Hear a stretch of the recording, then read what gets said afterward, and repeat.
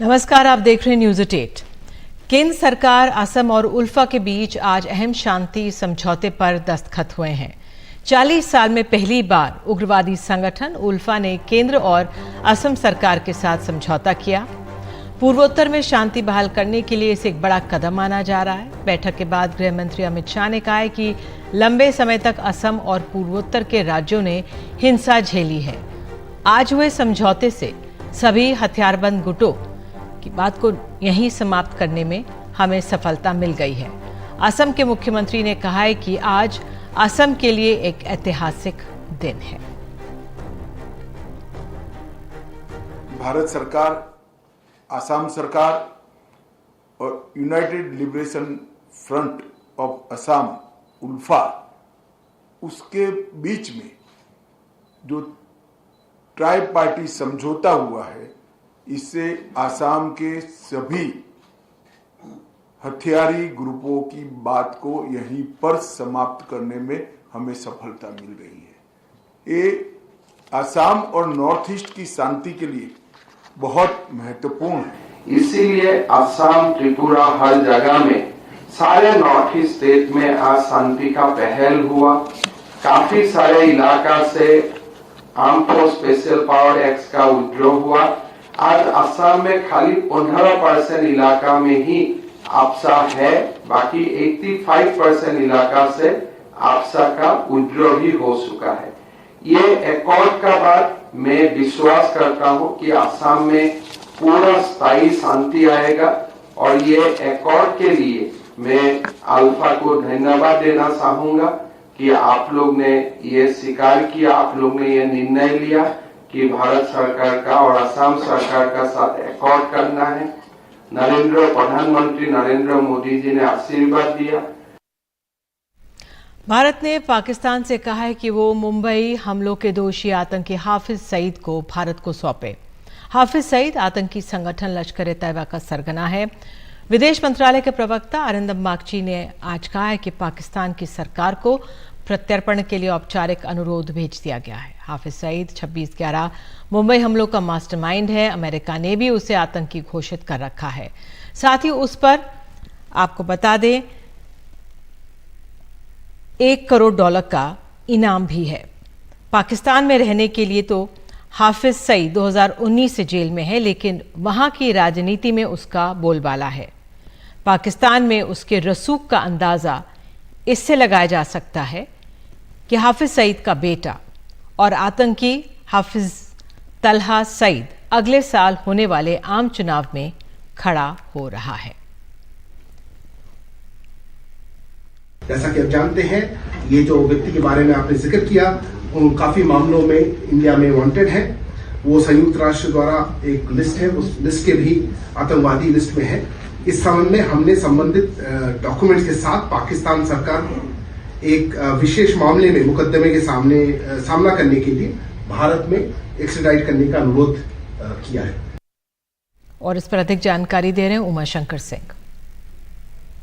कुख्यात आतंकवादी और मुंबई हमलों का मास्टरमाइंड हाफिज सईद के प्रत्यर्पण की भारत ने मांग की है। भारत ने पाकिस्तान की सरकार को एक औपचारिक अनुरोध भेजकर हाफिज सईद को भारत को सौंपने की मांग की है। ये पहला मौका नहीं है जब भारत की तरफ से इस तरह की मांग की गई है। 2008 के मुंबई हमलों के बाद से ही, जब से हाफिज सईद मास्टरमाइंड के तौर पर उसके खिलाफ सबूत मिले, तब से भारत जो है वो हाफिज सईद को भारत को सौंपने की मांग करता रहा है। हालांकि भारत और पाकिस्तान के बीच एक्स्ट्रेडिशन ट्रीटी नहीं है, प्रत्यर्पण संधि नहीं है, लेकिन जिस तरह के सबूत हाफिज सईद के खिलाफ रहे हैं उसके आधार पर भारत जो है कई बार डॉजियर भेजकर हाफिज सईद को भारत को सौंपने की मांग करता रहा, लेकिन पाकिस्तान हर बार अनुरोध को ठुकराता रहा है। एक बार फिर जब भारत की तरफ से अनुरोध किया गया है, देखना है कि पाकिस्तान जो है वो क्या इस पर कार्रवाई करता है। हालांकि इस बात की उम्मीद ना के बराबर है कि वो भारत को सौंपेगा, लेकिन आने वाले वक्त में पाकिस्तान में चुनाव है। 8 फरवरी को वहाँ पर चुनाव होना है। नवाज शरीफ जब से लंदन से लौटे हैं और चुनाव प्रचार कर रहे हैं, वो लगातार भारत के साथ संबंधों को अच्छा करने की बात कर रहे हैं, लेकिन भारत का एक स्टेटेड पोजीशन रहा है कि आतंकवाद और बातचीत साथ साथ नहीं चल सकती और ऐसे में जो भारत विरोधी गतिविधियां पाकिस्तान की ज़मीन से चलाई जाती है, जिस तरह का आतंकवाद भारत की ज़मीन से चलाया जाता है और जिस तरह के आतंकी सरगने पाकिस्तान की ज़मीन पर हैं, उसको भारत को सौंपे बिना, उसके खिलाफ कार्रवाई किए बिना भारत जो है वो बातचीत को तैयार नहीं होगा। पाकिस्तान के साथ संबंध सुधरेंगे नहीं। ये एक भारत का स्टेटेड पोजीशन जो है वो रहा है। जेडीयू को लेकर पिछले कुछ दिनों से चली आ रही अटकलें आखिरकार सही साबित हुई हैं। जेडीयू अध्यक्ष ललन सिंह ने अपने पद से आज इस्तीफा दे दिया। जेडीयू की कमान एक बार फिर से मुख्यमंत्री नीतीश कुमार ने अपने हाथ में ले ली है। जेडीयू की राष्ट्रीय परिषद की बैठक में ललन सिंह ने कहा है कि हम लोगों को बीजेपी के साथ नहीं जाना चाहिए। वहीं जेडीयू नेता केसी त्यागी ने कहा है कि जेडीयू के एनडीए में जाने के कयास मत लगाइए। राजनीति में कोई किसी का दुश्मन नहीं होता है। नीतीश कुमार के चेहरे को लेकर उन्होंने कहा है कि वे इंडिया गठबंधन के संयोजक हैं और इंडिया गठबंधन के विचारों के प्रधानमंत्री भी। बैठक में नीतीश कुमार ने कांग्रेस पर भी निशाना साधा।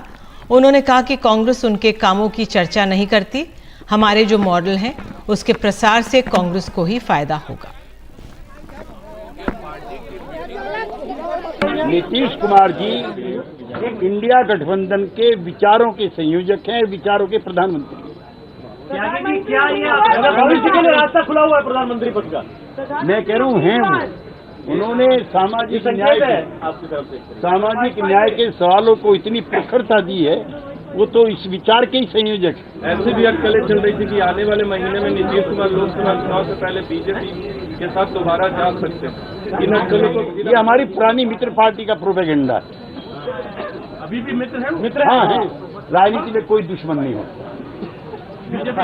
असहमति होती है, विचारों की भिन्नता होती है। नए अध्यक्ष बने, उनका पार्टी का निर्णय रहा। पहले भी अध्यक्ष रहे ही है वो नेता, पार्टी के सर्वमान्य नेता भी हैं, तो बने हैं तो अच्छी बात है, तो शुभकामनाएं हैं। और मिलजुल करके जो हम लोगों का इंडिया अलायंस है, जो महागठबंधन है, उसको हम लोग अपने मिल करके हम लोग काम करेंगे और बीजेपी को जो हम लोगों का एजेंडा है हराने का, उस पर काम करेंगे। बीजेपी के पार्टी ऑफिस से लेके एक कार्यकर्ता का दरवाजा बंद है उनके लिए। ये तय है कि वो कुछ ही महीना के मेहमान हैं मुख्यमंत्री पद के। अब लालू जी के आगे वो आत्मसमर्पण करें, तेजस्वी को मुख्यमंत्री बना दें। अब बात राजस्थान की करते। राजस्थान में आखिरकार भजन लाल शर्मा की सरकार का मंत्रिमंडल विस्तार शनिवार को होगा। दोपहर 3:15 पर राज्यपाल कलराज मिश्र नए मंत्रियों को शपथ दिलाएंगे। मुख्यमंत्री भजन लाल शर्मा आज दिल्ली के दौरे पर हैं। वे आला कमान के साथ मंत्रिमंडल विस्तार पर चर्चा करेंगे। मंत्रियों के नामों पर सहमति बनाने के लिए मुख्यमंत्री की प्रदेश अध्यक्ष सीपी जोशी समेत कई नेताओं के साथ लंबी बैठक भी हुई। 15 दिसंबर को भजन लाल शर्मा ने राजस्थान के मुख्यमंत्री पद की शपथ ली थी।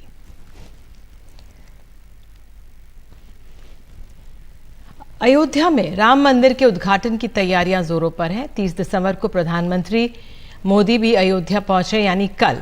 ऐसे में तैयारियों का जायजा लेने के लिए मुख्यमंत्री योगी आदित्यनाथ आज अयोध्या में थे। योगी आदित्यनाथ ने आज अयोध्या के एयरपोर्ट और नए रेलवे स्टेशन का निरीक्षण किया। योगी आदित्यनाथ आज अयोध्या में ही रुकेंगे और कल प्रधानमंत्री मोदी का स्वागत करेंगे। और तैयारियों को लेकर उत्तर प्रदेश के उप मुख्यमंत्री ब्रजेश पाठक से बात की हमारे सहयोगी रणवीर सिंह ने। प्रधानमंत्री के आगमन से पहले उप मुख्यमंत्री ब्रजेश पाठक पहुंचे अयोध्या और आप देख सकते हैं कि लता मंगेशकर चौक है। ब्रजेश पाठक जी मेरे साथ है। सर, किस तरह की तैयारियां हैं? अयोध्या में प्रभु रामलला का भव्य मंदिर बनकर के तैयार है। कल आदरणीय प्रधानमंत्री नरेंद्र मोदी जी अंतर्राष्ट्रीय हवाई अड्डे को और रेलवे स्टेशन को जनता को समर्पित करेंगे। पूरी अयोध्या का इंफ्रास्ट्रक्चर बदल चुका है। रोड्स चौड़ी किए जा रहे हैं, रोड डिवाइडर्स बनाए जा रहे हैं। अयोध्या के घरों को एक रूपता में लाया जा रहा है, एक तरीके का रंग रोगन किया जा रहा है और अयोध्या में बड़ी ऊर्जा का संचार हुआ है। हर नागरिक बहुत ही प्रफुल्लित है। आज हम सबसे हमने आमंत्रण दिया, सभी लोग हर्षोल्लास के साथ माननीय प्रधानमंत्री जी के आगमन में जाना चाहते हैं, उनका स्वागत करना चाहते हैं और आशीर्वाद लेना चाहते हैं। रोड शो की भी तैयारी है?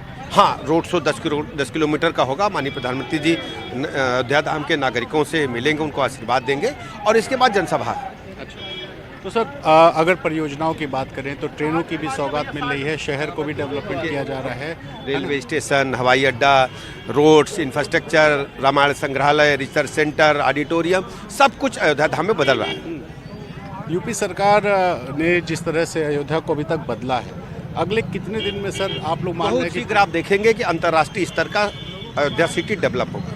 चलिए बहुत ब्रजेश पाठक जी जो मुख्यमंत्री हैं, आप देख सकते हैं कि पहुंचे हैं अयोध्या, लगातार अलग अलग जगहों पर जा रहे हैं, लोगों से मिल रहे हैं। उन्होंने बताया कि कल रोड शो होगा और 10 किलोमीटर के रोड शो में प्रधानमंत्री अभिवादन स्वीकार करेंगे और तमाम परियोजनाओं का लोकार्पण और शिलान्यास करेंगे। कैमरा पर्सन राजेश गुप्ता के साथ रणवीर, NDTV, अयोध्या। अयोध्या में आज सरयू तट पर आस्था का सैलाब उमड़ पड़ा।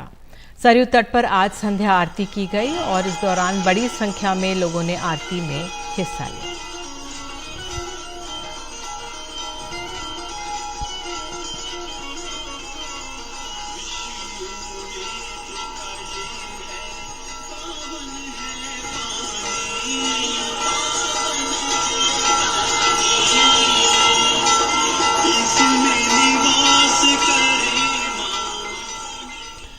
बिहार के मोतिहारी में एक अजीबोगरीब नज़ारा आज देखकर लोग हैरान रह गए।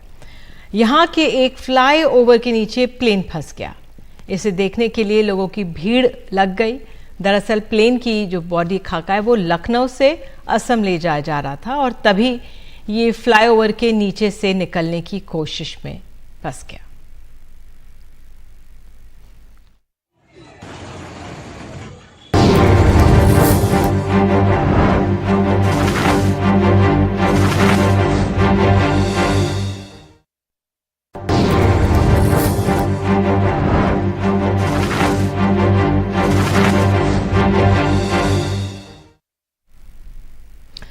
रूस ने यूक्रेन पर अब तक का सबसे बड़ा हवाई हमला किया है।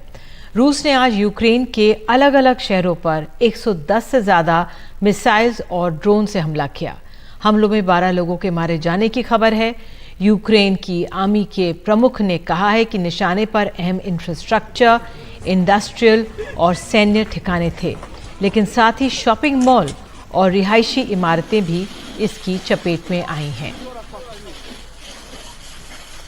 इस वक्त फरवरी 2022 में रूस यूक्रेन युद्ध शुरू हुआ, लगभग 2 साल होने आए। इतने वक्त में अब तक का सबसे बड़ा हवाई हमला रूस ने यूक्रेन पर किया है। यूक्रेन के राष्ट्रपति ज़ेलेंस्की ने खुद ये जानकारी दी है कि कम से कम 110 मिसाइल यूक्रेन पर दागे गए। अधिकतर जो है वहां की सेना ने नष्ट कर दिया है, लेकिन तब भी इस हमले में 12 लोगों के मारे जाने की खबर है, कई और घायल है। वहां के जो सेना प्रमुख हैं यूक्रेन के, वो ये कह रहे हैं कि रूस का निशाना असल में देश का जो क्रिटिकल इंफ्रास्ट्रक्चर है, जो इंडस्ट्रियल हो या फिर मिलिट्री फैसिलिटी है, ये सारे निशाने पर थे। लेकिन कौन कौन से हिट हुए हैं, असल में एक शॉपिंग सेंटर पर ये मिसाइल गिरा, एक 6 मंजिला रेजिडेंशियल बिल्डिंग पर मिसाइल गिरा, एक घर पर ये मिसाइल गिरा, कुछ खाली बिल्डिंग्स पर भी गिरा। तो नुकसान हुआ है। दक्षिण ओडिशा, नॉर्थ ईस्ट खार्किव और कीव में बिजली नहीं है, बिजली वहां पर चली गई है, और भी कुछ जगहों पर बिजली नहीं है। अभी इस तरह की जानकारी आई है।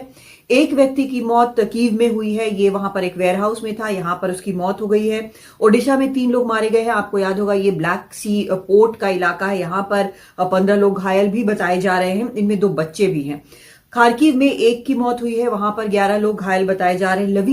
लवीव का वो इलाका है जो कि असल में पोलैंड से लगता हुआ है। पोलैंड एक नेटो देश है और वहां पर भी ये मिसाइल हमला हुआ है, तो वहां पर भी एक शख्स मारा गया है।